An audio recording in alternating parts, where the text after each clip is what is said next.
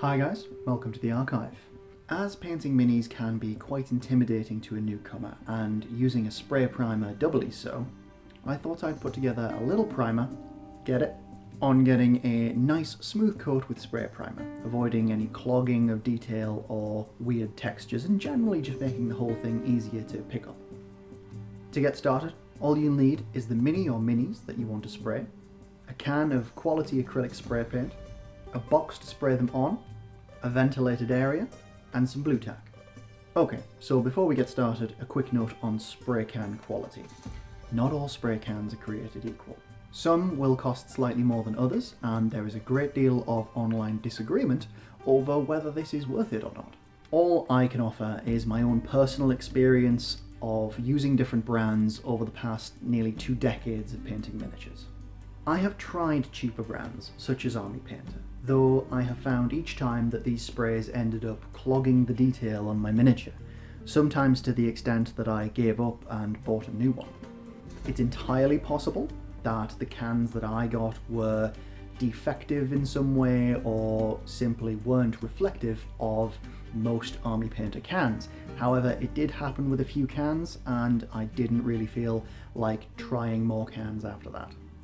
Since those incidents, I've mostly gone with Citadel sprays, which are slightly more expensive than some of the other brands out there. Now, whether or not they are actually superior is a matter of some debate. However, I would probably argue that even if they are not superior, their quality control is maybe better, and this has maybe led to less people getting defective cans, which would go some way to explain why some people will defend other brands to the hilt, while some people have tried these other brands and they didn't work out so well.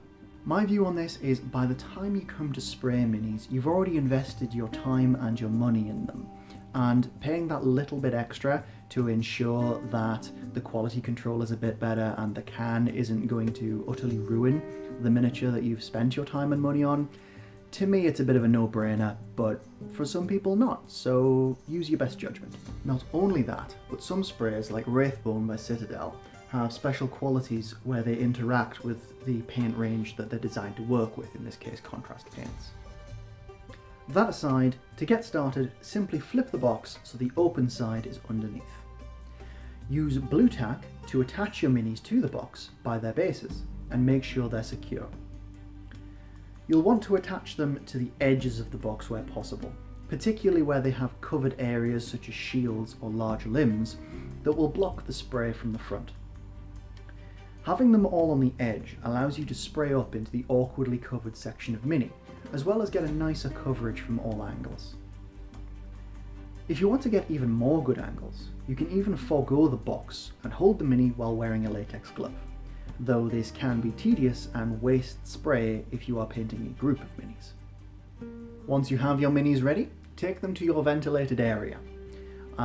You don't have to do this outside, you can do it in a well-ventilated inside space, though I wouldn't recommend staying in the room for very long afterwards. And I would certainly make sure there are no pets in the room. Try to make sure your ventilated area is between 15 and 25 degrees Celsius, that's 59 to 77 degrees Fahrenheit for the Americans.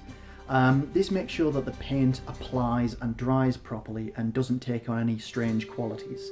Temperature does affect this. If this is unachievable, for example if your ventilated area is outside and it's winter, try to finish up with your spraying as quickly as possible and take the finished miniatures back into a temperate, warm indoor space to dry. This will ensure that you minimize the risk of this deforming, cracking texture appearing on the surface. Before spraying, make sure you shake your can thoroughly for 2 minutes. You'll feel like a noisy idiot, but it is worth it. Hold the minis between 8 and 16 inches away from you, and use the spray in short, controlled bursts. As you do this, you will feel the can get colder. It's best to only spray a box or 2 of minis, as the can will get colder and colder as you spray more and more. And as it gets colder, the pressure in the can changes, and it can change the application of the paint. So give it a chance to warm up again if you're doing a batch of hundreds of minis at once. If you're spraying in a colder environment, like outside that I mentioned before, in winter, maybe give it even just one box worth before you take it back inside and let it warm up again. Don't worry if you don't feel like you can get into every crack and crevice with the spray. It's better to get a smooth, not too thick coat on most of the miniature than it is to get into every little crack and crevice. You can easily go back to these areas later and touch them up with paint-on primer from a pot. Finally, you could even choose not to touch these up with primer from a pot if you're going for a quick result and you don't care too much about the maximum quality, because the areas that get missed by spray are also the areas that are least likely to be seen. I hope this has been useful to you guys. If it was, maybe click subscribe. Have you got your own thoughts on this? Do you have your own spray painting techniques that you find work particularly well, or do you have your own opinion on the Citadel versus all other spray cans battle? If you have your own input on this, I'd love to hear it in the comments. I just thought I'd mention at the end, if you want to look up some of the different brands in more depth, along with picking up some more advanced spraying tips if you feel comfortable with that, check out Miniac's video on different spray brands. I've linked it in the description below. He does a fantastic job of testing most of these properties. I think the only thing he doesn't test is how common defective cans are, which is kind of understandable given that that's more of a get a feel for it when you use them regularly kind of deal. He actually points out a few brands which I might give a shot in future instead of Citadel, at least if I'm not using contrast paints, which do work better with their special base coats of Wraithbone or Gracia.